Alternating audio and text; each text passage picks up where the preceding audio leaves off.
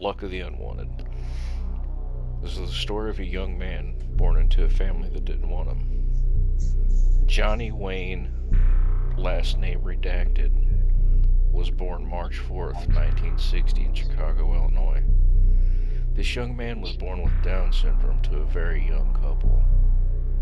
The young mother and father, of about 20 years old, shocked by the condition in which their son was born, quickly and with little thought gave up custody of their newborn son. Raised in the system by several foster parents, eventually young Johnny was placed into an asylum. In the mid-70s, the mentally and physically challenged young men and women were forced into asylums. Isolated from society, these young men and women were treated like subhuman beings, bathed with water hoses, in groups, with dignity stripped away. Most of these young men and women's conditions and behaviors worsened.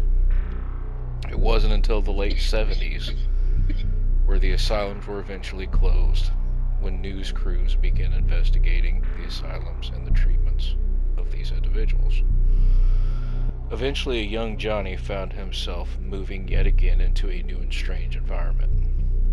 Once young Johnny was placed into this smaller facility, his behavioral health and patterns started to emerge. The staff keeping track of his behavior with detailed documentation, his doctors were able to provide proper medication and treatment. However, one of the behaviors would seem to never be treatable. You see, young Johnny began to see a clown.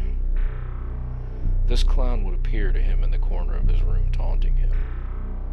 He would shake, scream in fear, and oftentimes even soil himself.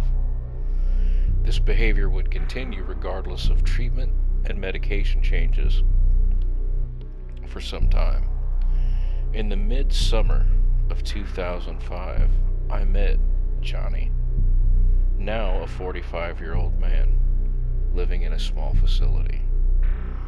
Johnny had lived past what was considered the average life expectation of someone with Down syndrome, which was only 25 years old.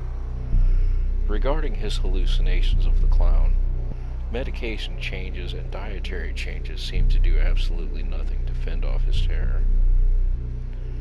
One day after witnessing this hallucination with my own eyes, I began thinking about what I had witnessed working in this field for quite a few years prior to meeting Johnny. I'd never seen this type of hallucination.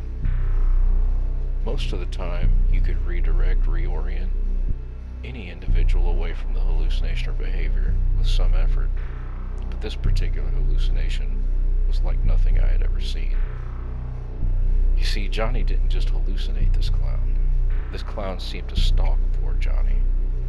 This would happen several times a week, only when Johnny was alone. I began to question if Johnny in fact was hallucinating, or if he was seeing something we couldn't. Johnny was somewhat nonverbal, so asking him his experiences were near impossible. He would only state the clown over and over. I started to read more about him and his life in the system. His birth parents were never named in his file. Even more curious, I decided to go online, doing some research on my own about his past, hoping to shed some light on his history and potentially help him. That's when I made a shocking discovery.